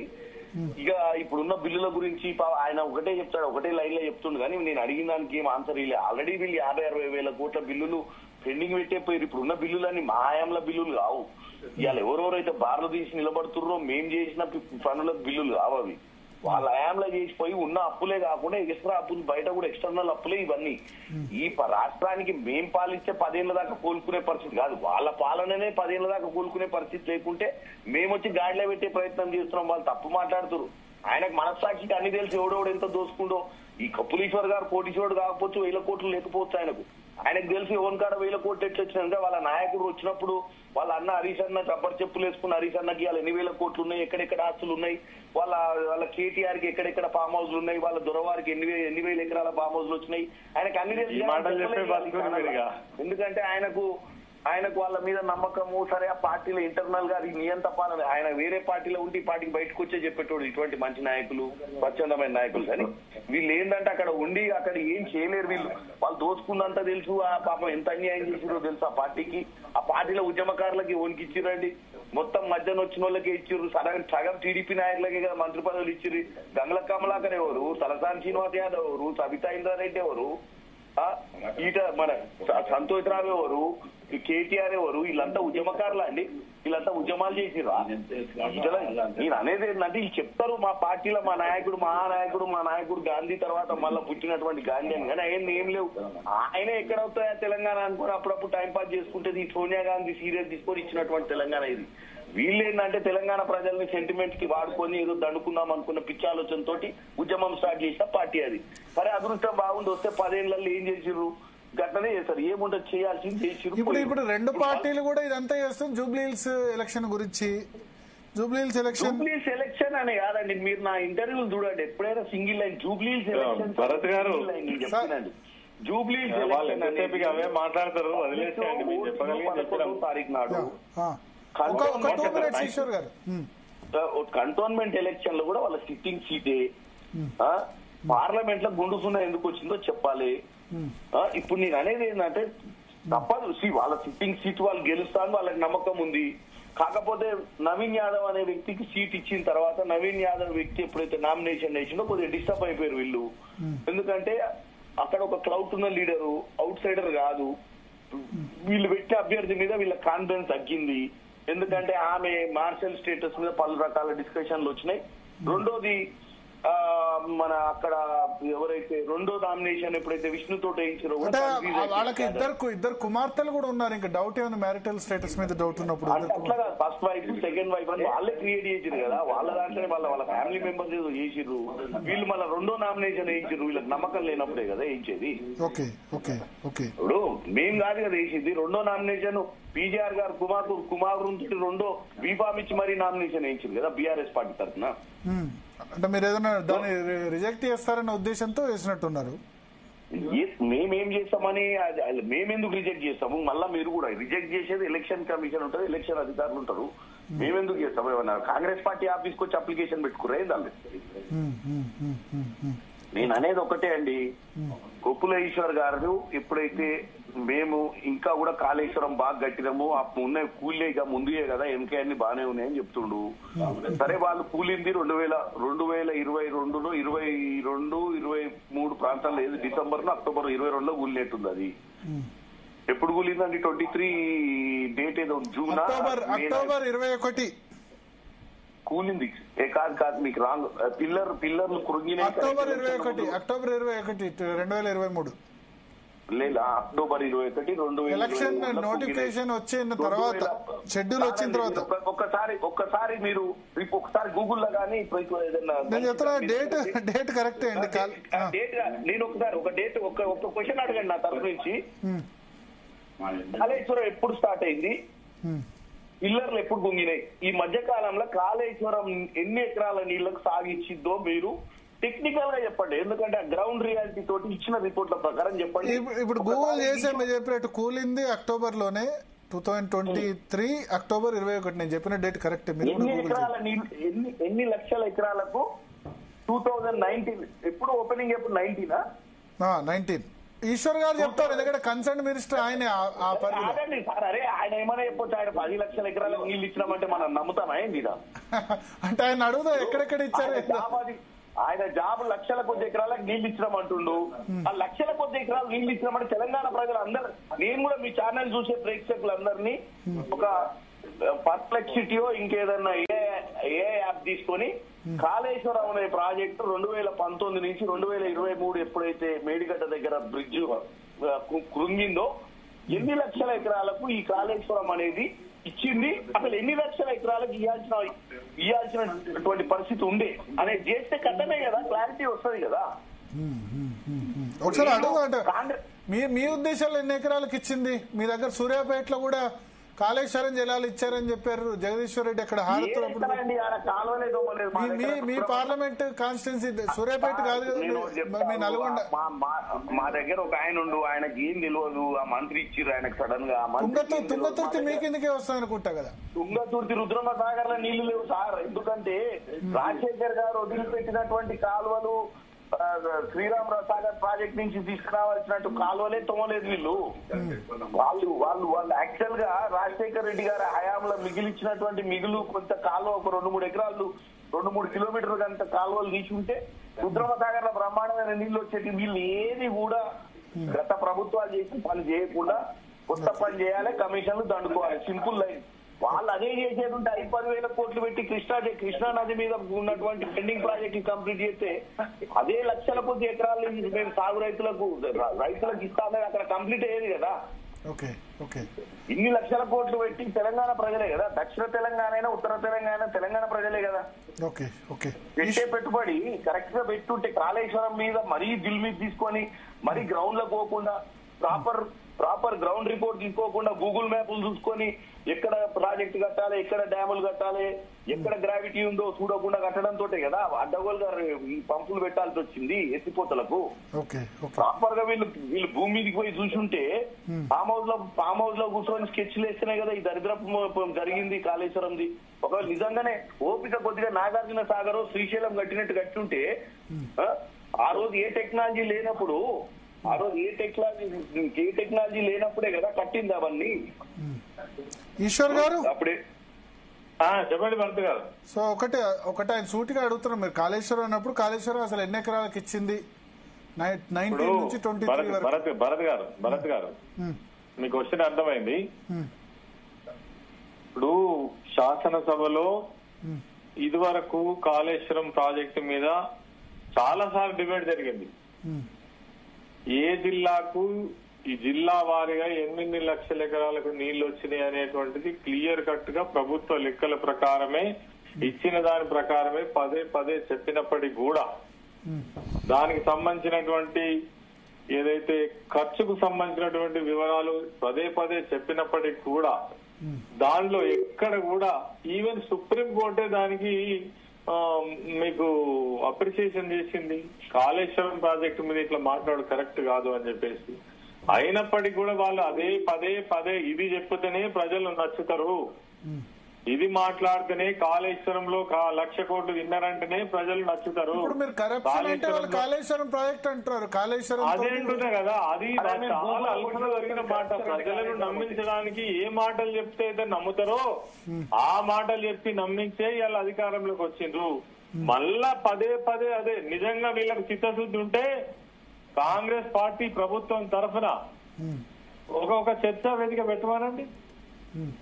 అసలు నిజాలేందో వాస్తవాలేందో తెలుస్తాయి కదా. అసలు ప్రాజెక్టు కట్టకుండా నీళ్లు వస్తాయా? ఒక ప్రయత్నం జరగలనా? అవగాహన లేకుండా కట్టిందంటారు. అవగాహన లేకుండా ఎక్కడైనా ప్రాజెక్టు కడతారా? దానికి సంబంధించిన ఎస్టిమేషన్లు కావచ్చు, లెవెల్స్ కావచ్చు, ఎక్కడ ప్రాజెక్టు కట్టాలి, ఎక్కడ నీళ్లు ఉంటాయి, ఎక్కడ కడితే తెలంగాణకు ప్రయోజనం జరుగుతుందని ఏ ఆలోచన లేకుండా కట్టడం వల్లనే కాళేశ్వరం ప్రాజెక్టు పూర్తయిందా? ఇన్ని ఎకరాలకు నీళ్లు వచ్చినాయా? ఎట్లా మాట్లాడతారు వీళ్ళు? మరి అంతకుముందు ఎందుకు లేవు? ఒక మాట అడుగుతున్నా నేను. తెలంగాణ రాష్ట్రం రాకముందు, కాళేశ్వరం ప్రాజెక్టు కట్టక ముందు ఎందుకు నీళ్లు లేవు? బావులలో ఎందుకు నీళ్లు లేవు? బోర్లలో ఎందుకు నీళ్లు లేవు? కాలువలలో నీళ్లు ఎందుకు రాలే? పంటలు ఎందుకు పండలే? అప్పుడు పండిన పంటలకు ఇప్పుడు పండిన పంటలకు తేడా ఎందుకు కనబడుతుంది? లక్షల మెట్రిక్ టన్నులలో ఇది కళ్ళ ముందర కనబడుతున్న నిజం కదండి. ఊకే పదే ఇదే పని. వీళ్ళకి వేరే పని లేదా? అయిపోయింది కదా, మీరు అధికారంలోకి వచ్చింది కదా. కావాలనే కాళేశ్వరం ను కూలేశ్వరం అని పేరు పెట్టి ఇప్పటికి కూడా దాన్ని మరమ్మతులు చేయకుండా 22 నెలల నుంచి తమాషా చూస్తున్నారు కదా. కానీ ప్రజలందరికైతే అర్థమైపోయింది, ఈ కాళేశ్వరం ప్రాజెక్టు పెట్టి బదనాం చేసే కేసీఆర్ గారిని ఇబ్బంది పెట్టిండ్రు. కాళేశ్వరం ప్రాజెక్టు కావాలనే మరమ్మతులు చేస్తలేరు. కాళేశ్వరం ప్రాజెక్టు కట్టింది ఎవరండి? ఎల్ఎన్టీ సంస్థ. ప్రపంచ ప్రఖ్యాతి కాల్చినటువంటి ఒక సంస్థ ఏదో అడ్డం దిడ్డం కట్టినటువంటి ప్రాజెక్టా? ఆలోచన లేకుండా కట్టినటువంటి ప్రాజెక్టా? ఎట్లా మాట్లాడతారు వీళ్ళు? నాకు అర్థం కాదు. ఏమన్నంటే ఆరోపణలు, అవినీతి ఆరోపణలు, తర్వాత చేసిన మంచిని గుర్తించకపోవడం. అసలు తెలంగాణ అధోగతి పాలైందట. ఇప్పుడు అవుతుంది అధోగతి పాలు. ఏం దిక్కున్నది? హాస్పిటల్లో మందులు ఉన్నాయా? ఇక బస్తీ దవాఖానాలు మూతపడ్డాయి, పల్లె దవాఖానాలు మూతపడ్డాయి, గవర్నమెంట్ హాస్పిటల్లో మందులు లేవు, వైద్యం సరిగా జరుగుతలేదు, గురుకుల పాఠశాలల్లో 110 మంది పిల్లలు చనిపోయినరు, అన్నం మంచిగా పెడతలేరు, వాళ్ళకి ఇప్పటి వరకు ప్రతి సంవత్సరం 3 డ్రెస్సుల బట్టలు 3 జతల బట్టలు ఇచ్చుకుంటూ వాళ్ళకి కావాల్సినటువంటి ట్రాక్ సూట్ దగ్గర ఇప్పటి వరకు ఇవ్వలేదు. అందులో పనిచేసేటువంటి అవుట్ సోర్సింగ్ వాళ్ళకు జీతాలు లేవు. ఏమన్నంటే మేము అప్పులు చేసినామంటారు. అప్పుల గురించి మాట్లాడుతున్నారు కదా. మీరు చదువుకున్న వాళ్ళు పదే చెప్తుంటే కూడా ఎట్లా అనిపిస్తుంది? మీకు పార్లమెంట్ లో వాళ్ళు ఇచ్చినటువంటి నివేదిక ఏంది? పార్లమెంట్ లో స్వయంగా అక్కడ ఉన్నటువంటి కేంద్ర మంత్రి నిర్మలా సీతారామన్ గారు ఏం చెప్పిండ్రు? 3,80,000 కోట్లు 9 సంవత్సరాలలో తెలంగాణ రాష్ట్రంలో చేసినటువంటి అప్పు 3,80,000 కోట్లు మాత్రమే కనబడుతున్నాయి. కానీ 50 లక్షల అసెట్స్ చేసినటువంటి ప్రభుత్వం గత ప్రభుత్వం. అవెందుకు కనబడతలేవు? అవి కూడా మాట్లాడాలి కదా. మరి ఇవాళ మేము అడుగుతున్నాము, 22 నెలల్లో 2,43 కోట్ల రూపాయల అప్పులు ఎందుకైనాయి? ఏం చేసిండ్రు? అంటే మేము గత ప్రభుత్వంలో బిల్లులు కడుతున్నాము. అసలు ఒక ప్రభుత్వం అంటే ఏంటిది? నిర్వహణ తెలుసా? ఏ ప్రభుత్వం అయినా పార్టీ మారిన తర్వాత, ప్రభుత్వం మారిన తర్వాత ఆ సంసారాన్ని అట్లనే నడుపుకుంటూ పోవడం అనేటువంటిది విధానం. నువ్వు చేసుడేంది, నేను చేసుడేంది తప్పు? ఎవరి కోసం చేసిండ్రు? వాళ్ళ ఇంటి కోసం చేసిండ్రా? ఒక ఊర్లో ఒక రోడ్ వేస్తే వాళ్ళ ఇంటి కోసం రోడ్ వేస్తాడు సర్పంచ్. ఆ డబ్బు ఆ ప్రజల కోసం వేస్తారు. అక్కడ ఏ డెవలప్మెంట్ చేసినా ప్రజల కోసం చేస్తారు. అవి వాళ్ళు చేసిన అప్పులని మాట్లాడతారు ఏందండి? అవగాహన నుండి మాట్లాడాలి కదా. ఎవరు చూసినా అదే మాట్లాడతారు. మా దగ్గర గెలిచినటువంటి ఎమ్మెల్యే మంత్రి ఆయన ఇచ్చిండు కదా, ఆయన చేసిండు కదా, ఆయననే అడుక్కోపోట. మరి ఆయన ఊరి కోసం చేసిండా, కొప్పుల ఈశ్వర్ కోసం చేసిండా? ఏం పద్ధతి అండి ఇది? ఏం మాటలు అసలు? ఎప్పుడన్నా ఇటువంటి విచిత్రమైనటువంటి వ్యవస్థ ఉన్నదా? అసలు దేశంలో ఎక్కడైనా ఇటువంటి ప్రభుత్వంలో ఇటువంటి వ్యవహారం ఉన్నదా? అరే ఎవరు చేసినా ఒక అభివృద్ధి ఈ ప్రభుత్వంలో ఉన్నంత కాలం ప్రజల అవసరాల కోసం చేస్తారు. ఏ ప్రభుత్వం వచ్చినా ఆ అప్పులు తీర్చడం, ఆ బిల్లులు చెల్లించడం అనేటువంటిది విధానం. దాన్ని ఇచ్చిపెట్టి మీరు చేసిన అప్పులు కడుతున్నాం, ఇదేం మాటలు? Okay okay okay thank you sir. So thank you Eshwar garu. Chamala Kiran గారు, ఫైనల్గా ఏంటంటే ఇప్పుడు మీ పార్టీలో కనుక ఈ అసమ్మతి, అసంతృప్తులు ఇవన్నీ లేకుంటే అవి ఎదుటి పార్టీకి అవకాశం ఉండదు కదా. ఎందుకు రేవంత్ రెడ్డికి అందరు సపోర్ట్ గా నిలవలేకపోతున్నారు? అంటే ఎవరి అంబిషన్స్ వాళ్ళకు ఉన్నాయా, లేకపోతే ఎందుకు పూర్తి స్థాయిలో డిఫెండ్ చేయట్లేదు? ఇప్పుడు మీలాంటి వాళ్ళు తప్ప మిగతా వాళ్ళు కనబడట్లేదు. ప్రెస్ మీట్ పెట్టి ఇంత జరుగుతాయి. ఉత్తమ్ కుమార్ రెడ్డి, బట్టి విక్రమార్కను, లేకపోతే ఇంకా దామోదర్ రాయనరసింహను సీనియర్ నేతలు ఇప్పుడు మన మల్లికార్జున ఖర్గే ఏదో అన్నాడు అని చెప్పారు. నిజానికి ఇప్పుడు మనకు కాంగ్రెస్ పార్టీ అధ్యక్షుడై ఉండి ఆ విధంగా మాట్లాడు, ఎమ్మెల్యేలతో అంత ఓపెన్ గా మాట్లాడేదని ఉంటుంది రేవంత్ రెడ్డి. సో అట్లాంటి వార్తలు వచ్చినప్పుడు ఖండించడానికి ఎవరు ఎందుకు ముందుకు రావట్లేదు? ఆ వెళ్ళిన ఎమ్మెల్యేలో వాళ్ళు ఎందుకు ఖండించలేదు? నేను ఒకటే చెప్తున్నానండి. ఒకటి, ఈరోజు నేను డిబేట్లలో పాల్గొని నేను ప్రెస్ మీట్లు పెట్టినా ఎవరు పెట్టినా మేము ఈరోజు కన్స్ట్రక్టివ్ లైన్ లో మాట్లాడాల్సిన అవసరం ఉంది. కాబట్టి నేనే ఫస్ట్ చెప్పినా కదా, మా మినిస్టర్లు అందరూ కూడా మాకు ఎక్కువ ప్రజాస్వామ్యం ఉండడం వల్ల ఏదో అప్పుడప్పుడు వీళ్ళు ఓపెన్ అవుతారు, కానీ దానివల్ల ఎంత నష్టం అవుతుందో వాళ్ళు కూడా గమనించాలి. ఈ రోజు డిబేట్లలో నాలాంటి స్పోక్స్ పర్సన్స్ కూడా ఒక కన్స్ట్రక్టివ్ లైన్ లో మాట్లాడేటప్పుడు డిఫెన్స్ లో పడాల్సిన పరిస్థితి ఎందుకు వస్తుందంటే ఇటువంటి వచ్చి ఇమ్మెచ్యూర్ యాంగిల్ లో వర్క్ చేసినప్పుడే వస్తున్నాయి. కాబట్టి డెఫినెట్ గా మాలో కూడా కరెక్షన్స్ జరగాలి. ఎందుకంటే ఇప్పుడు వాళ్ళకి ఈ రోజు అవకాశం ఇస్తున్నట్టు అయిపోయింది మనం మాట్లాడేటప్పుడు. ఇలా చాలా అంశాలలో ఈ రోజు డిఫెన్స్ ఎందుకు పడుతున్నాం మేమంటే, వాళ్ళ హయాంలో చేసినటువంటి దాన్ని కూడా మా హయాంలో దొంగతనం చేసి దొంగ అరిచినట్టు వాళ్ళు చేయగలుగుతున్నారు అంటే దాంట్లో కొద్దిగా ఫ్లాస్ ఉన్నాయి మా దాంట్లో. డెఫినెట్ గా మేము కరెక్షన్ చేసుకోవాల్సిన అవసరం ఉంది. రెండోది, అంటే ఏమైనా కుట్ర ఉందా మీ పార్టీలో? ఇప్పుడు ఇట్లా జరగడం వెనక ఏమైనా కుట్ర ఉందా, లేకపోతే వాళ్ళు ఎవరి పని వాళ్ళు చేసుకున్నా, ఎవరి అంబిషన్స్ వాళ్ళ? కుట్ర ఏముండదండి. ఏముంటది అంటే మీకు ఇప్పుడు ఒక రీజనల్ పార్టీకి నేషనల్ పార్టీకి డిఫరెన్స్ చెప్తాను. రీజనల్ పార్టీ అనేది ఒక ప్రొపరేటరీ కన్సర్న్ పార్టీ. దానికి ఓనర్ ఉంటాడు, కిరాణా షాప్ నడిపినట్టు నడుపుతారు బీఆర్ఎస్ పార్టీని. గల్ల మీద అయితే కేసీఆర్ కూర్చుంటాడు, ఇంట్లోకి పోయి భోజనం చేసి వస్తా అంటే వాళ్ళ బిడ్డ కూర్చుంటది, లేకపోతే ఆయన ఇంటికి పోయి భోజనం చేస్తా అంటే అల్లుడు కూర్చుంటాడు, వాళ్ళు నడుపుకుంటారు, మిగతా వాళ్ళంతా గుమస్తాలు ఉంటారు. ఇది మాది పబ్లిక్ లిమిటెడ్ కంపెనీ. దీనికి సీఈఓ ఉంటాడు. సో ప్రతి ఒక్కరు సీఈఓ కావాలని ఆలోచిస్తుంటారు. కిరాణా షాప్ లో కూర్చోవాలంటే ఓనర్ కి చుట్టమై ఉండాలి. పబ్లిక్ లిమిటెడ్ కంపెనీలో everybody is ambitious, everybody got an opportunity to become CEO. So ఆ ప్రయత్నంలో ఇది.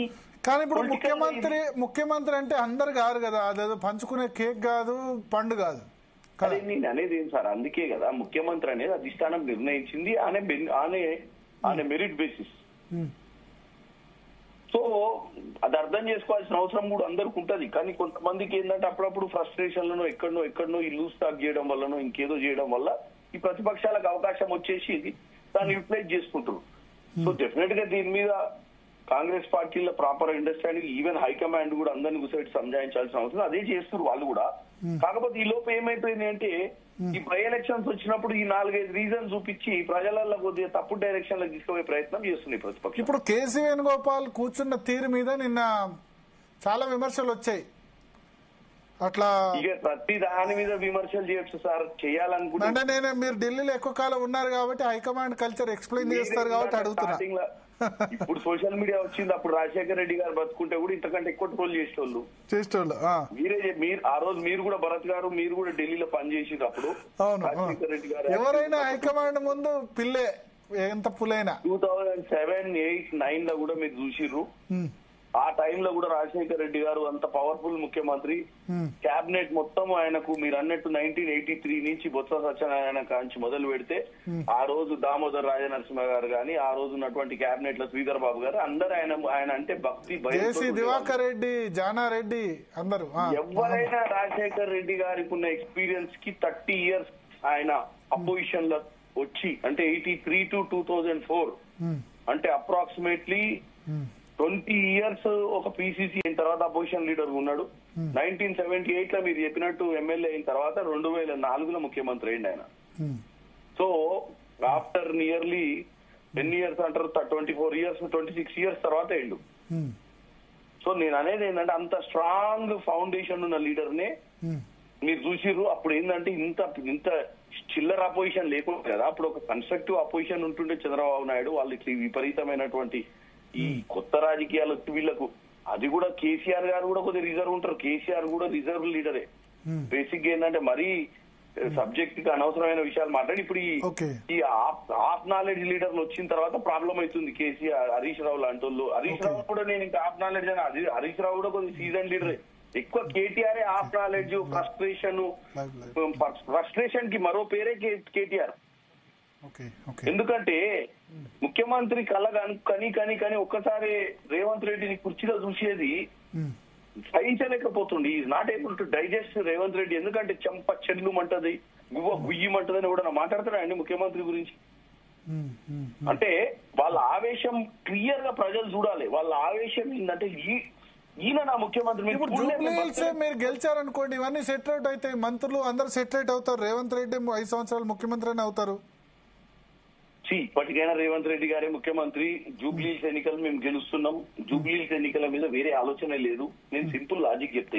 ఎన్ని లక్షల ఓట్లతో ఓడిపోయినామండి మేము 2023లో? ఎన్నో లక్షలతోటి?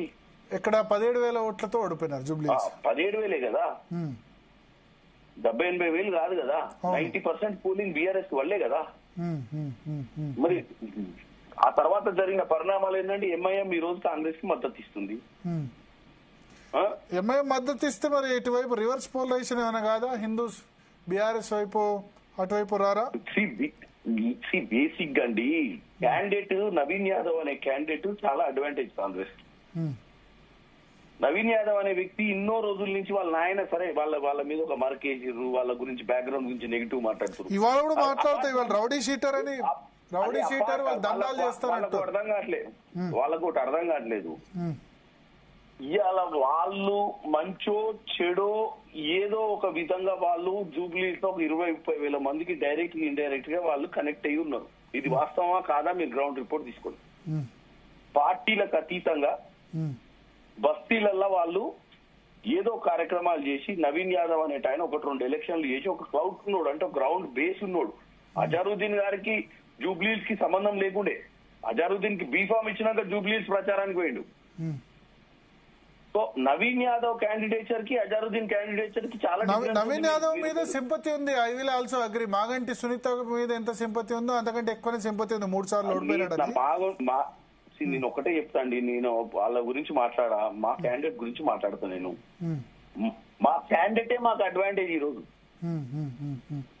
2023 ఎలక్షన్లకు 2020 ఇప్పుడు ఎంత 25 ఎలక్షన్ కి డిఫరెన్స్ ఏంటంటే క్యాండిడేట్ అలయన్సెస్ గ్రౌండ్ లా మాకేమి కోరికలు లేవండి. వీళ్ళ లెక్క మొత్తము ఏం లేదు, వాషౌట్ అనేది ఏమంటలేదు. మంచి మెజార్టీ తోటి గెలుస్తాడు. ఎందుకు గెలుస్తాడు అంటే బికాస్ అదొకటి. నవీన్ యాదవ్ పాజిటివ్ గానీ పార్టీకి నెగటివ్ ఉందని చెప్పి కాంగ్రెస్ పార్టీ హామీలు నెరవేర్చలేదు, కేసీఆర్ బెటరు, హైడ్రా, సిటీలో జనాలు హ్యాపీగా లేరు, ఇవన్నీ చెప్తున్నారు. నేను ఒకటే చెప్తా, వీళ్ళు ఇచ్చే ఆర్టిఫిషియల్ హైట్స్ తోటి అయ్యేది ఏం లేదు.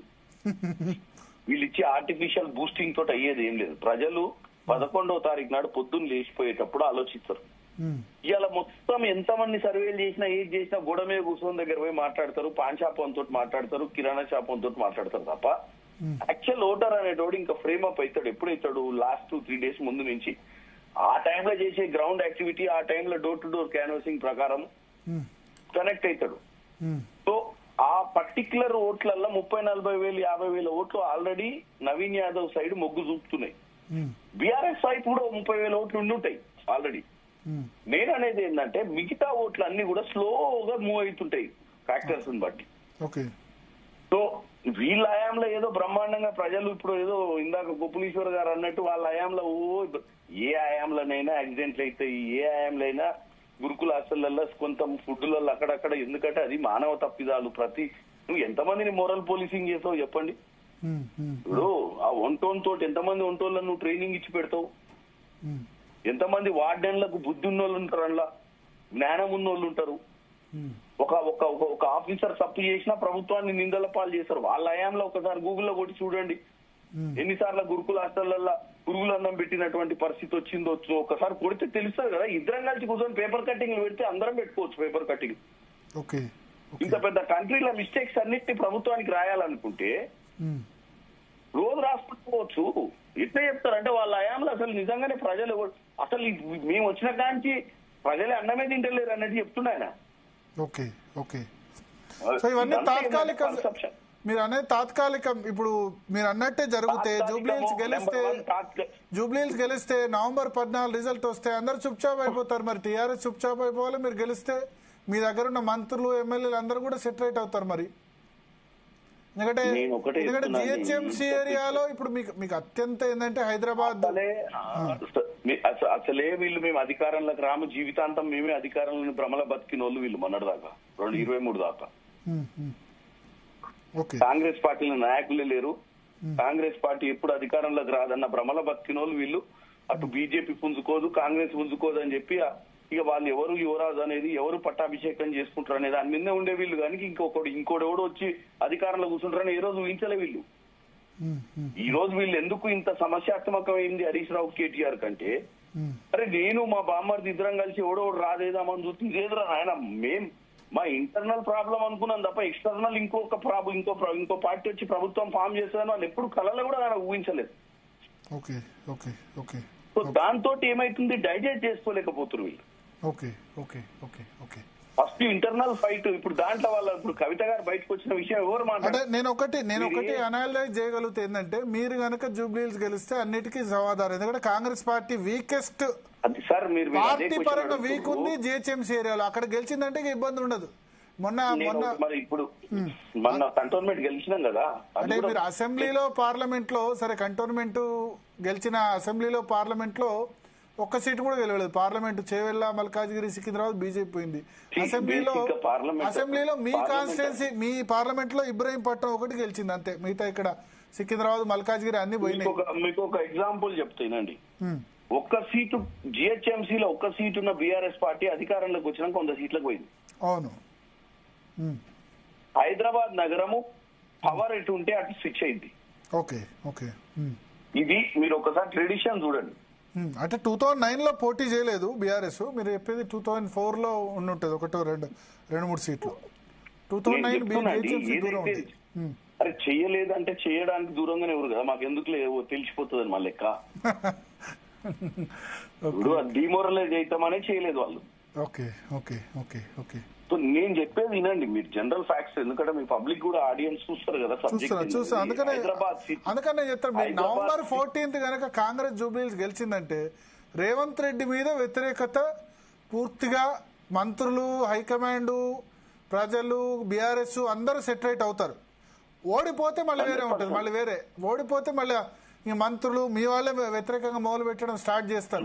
డెఫినెట్ గా అంత ఈజీ కాదు ఓడిపోవడం అనేది. ఓడిపోతే మాత్రం మీరు అన్నట్టు ఇక వీళ్ళకు పండగ ఉత్సవాలు చాలా ఉంటాయి. నాలాంటి వారికి చాలా కష్టాలు ఉంటాయి. మాట్లాడలేక, వీళ్ళని కన్విన్స్ చేయలేక, మిమ్మల్ని కన్విన్స్ చేయలేక, మా వాళ్ళని కన్విన్స్ చేయలేక. డెఫినెట్ గా ఇది ఒక మాకు మొదలు మీ రాజగోపాల్ రెడ్డి స్టార్ట్ చేస్తారు మునుగోడు నుంచి. చెప్తున్నా ఇక రకరకాల సమస్యలు ఉంటాయి. వీటన్నిటికీ మంచి పరిష్కారం ఏంటంటే బాగా గట్టిగా తిరుగుతున్నారు. అందరు గట్టిగా ఫైట్ చేస్తున్నారా జూబ్లీహిల్స్ లో? మంత్రులు, ఎమ్మెల్యేలు అందరు తిరుగుతున్నారా హార్ట్ఫుల్ గా?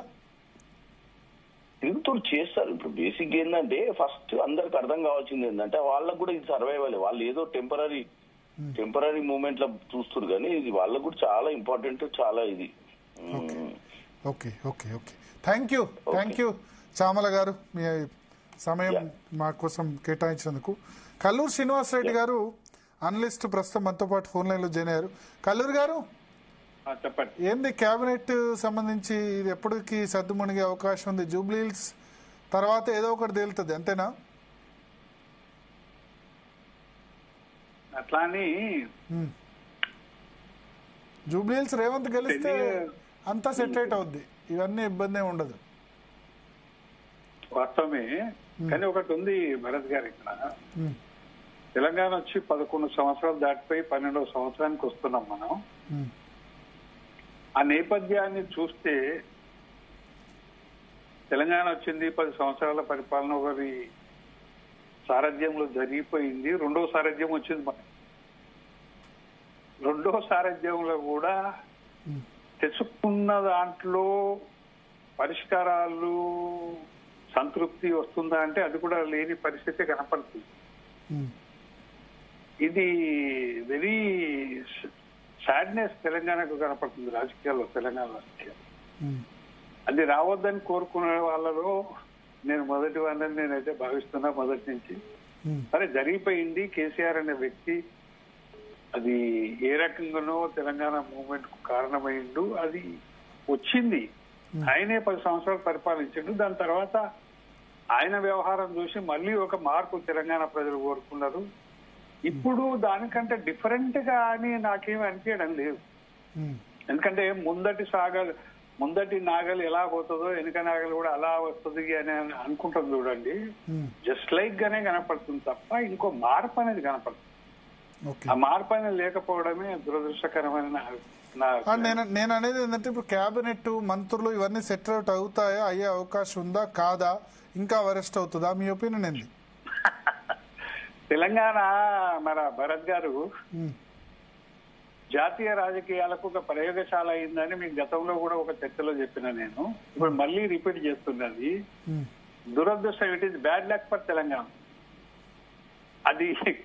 అది కాంగ్రెసా లేకపోతే ఇంకేదా నాకు అర్థం కాలే గాని, ఒకటి మంచి పాలన రాలేదు మనం తెలంగాణ తెచ్చుకున్నాం కానీ అనే కాన్సెప్ట్ లో వచ్చిన తెలంగాణ ఈ ప్రభుత్వం, అది కాంగ్రెస్ ప్రభుత్వం అని అనుకోవడం లేదు. కానీ వాళ్ళు ఏమనుకుంటారు అంటే కాంగ్రెస్ ప్రభుత్వమే అని అనుకుంటారు. It is not Congress government. Telangana తెచ్చిన రాజకీయ పార్టీతో 10 ఏళ్లలో జరిగింది ఏంది, దాని తర్వాత ఎటువంటిది ప్రజలు కోరుకున్నారు అనే దానికి సమాధానం రేవంత్ ప్రభుత్వంలో ఇప్పటికీ తెలంగాణ ప్రజలకు దొరకడం లేదు. అంతవరకు మాత్రమే చెప్తా. దాని తర్వాత జరగాల్సింది ఏంది, మూడో ఆప్షన్ గా చూడాల్సిన పరిస్థితులు తెలంగాణ ప్రజలకు ఉన్నాయి. వాళ్ళు ఏదో తమాషా అనుకుంటున్నారు, కేసీఆర్ రేవంత్ రెడ్డి తమాషా అనుకోవచ్చు కానీ తెలంగాణ ప్రజలు తమాషా అనుకోలేదు. ఇట్ ఈస్ డెఫినెట్లీ సొల్యూషన్ అనేది ప్రజలు ఎప్పుడో నిరంతరం వెతుకుతారు. అందులో భాగంగానే నేను దీన్ని చూస్తున్నా.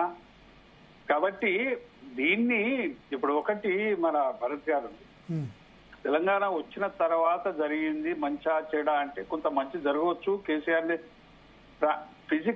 అంటే పర్సన్ గా నేను కేసీఆర్ ని గౌరవిస్తాను. నేను ఇప్పటికీ నేను చెప్తున్నా, అందులో ఏం డౌట్ లేదు. ఒక మూమెంట్ తీసుకొచ్చి ఒక రాష్ట్రాన్ని ఏర్పాటు చేయడం అనేది గొప్ప విషయం.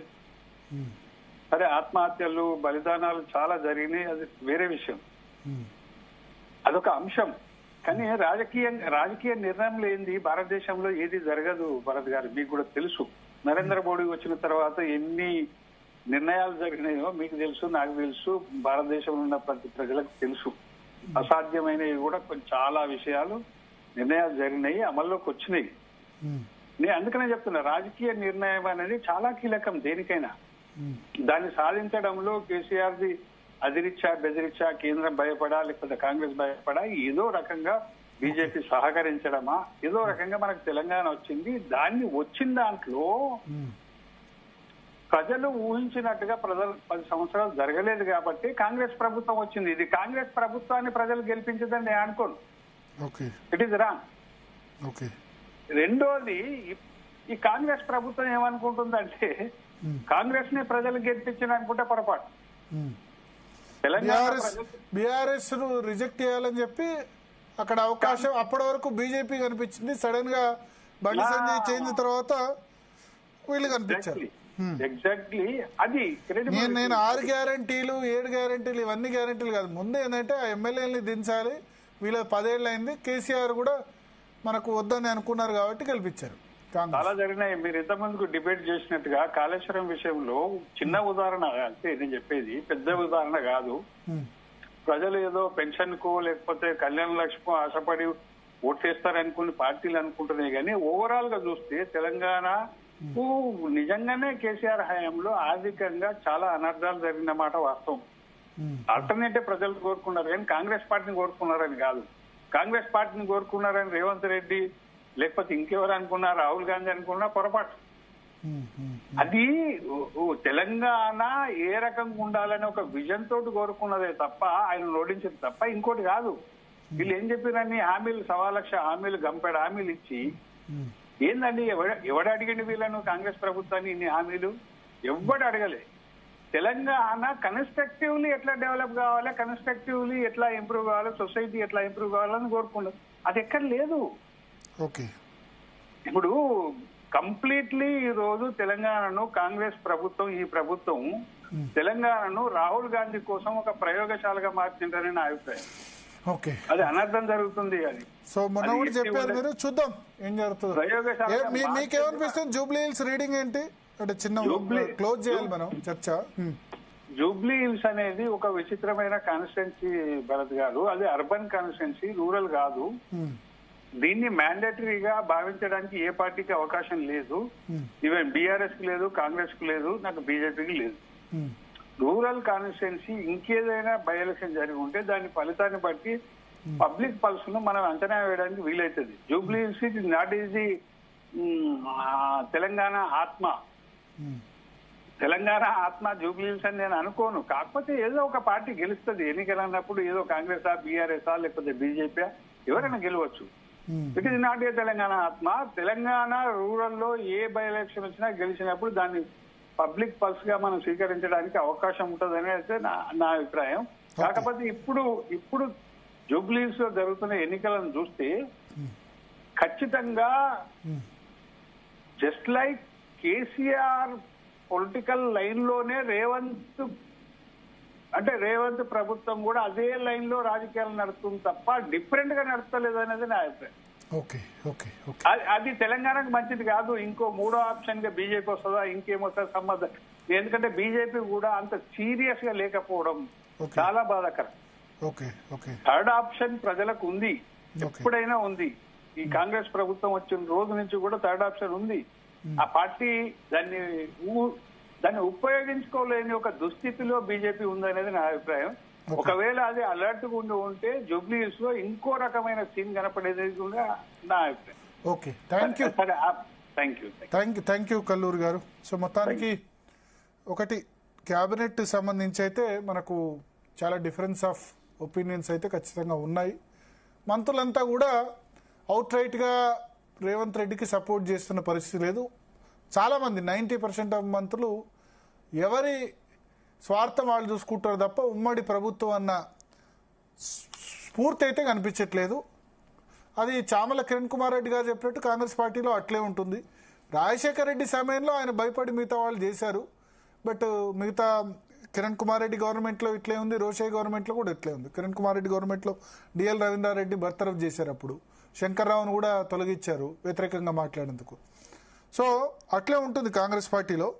బట్ అల్టిమేట్గా ఇది ఒక 15 రోజుల్లో క్లారిటీ వస్తుంది. 17-18 రోజుల్లో నవంబర్ 14 కాంగ్రెస్ పార్టీ గెలిచిందనుకోండి, రేవంత్ రెడ్డికి హైకమాండ్ నుంచి సపోర్ట్ వస్తుంది. మంత్రులు తర్వాత ఎమ్మెల్యేలు అందరూ కూడా సపోర్ట్ చేయాల్సిన పరిస్థితి. 5 సంవత్సరాల పాటు ఆయనే సీఎం, నో డౌట్. ఎందుకంటే కాంగ్రెస్ పార్టీ అత్యంత వీక్ లింక్ జిహెచ్ఎంసీలో 2 కార్పొరేటర్ స్థానాలే అప్పుడు ఎలక్షన్లో గెలిచిన పరిస్థితి.